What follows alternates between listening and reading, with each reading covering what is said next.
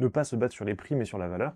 Ça, c'est le premier truc qui fait perdre beaucoup d'argent aux conciergeries. Les conciergeries, en fait, elles se disent, OK, bah, je fais le même métier que d'autres conciergeries dans ma ville. Je suis obligé de mettre le même prix ou même moins cher pour, du coup, faire un avantage. L'avantage sur le prix au lieu de la valeur, c'est toujours quelque chose qui a drainé le marché super le bas. Il faut essayer de se positionner en disant, bon, bah, OK, mais les autres conciergeries, elles sont à 20%, mais qu'est-ce qu'elles font clairement pour 20%?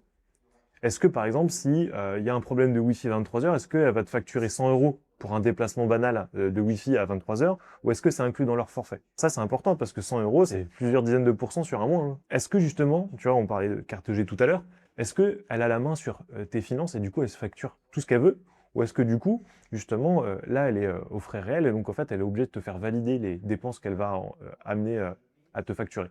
Tu vois, une agence immobilière, vu qu'elle a la main sur ton compte, et vu qu'en fait, tu reçois un virement du reste qu'il y a sur le mois, en fait, si elle a envie de se facturer 150 balles pour un déplacement à 23 heures, bah, se facture 150 balles, alors que nous, on l'inclut pour 25%, tu vois.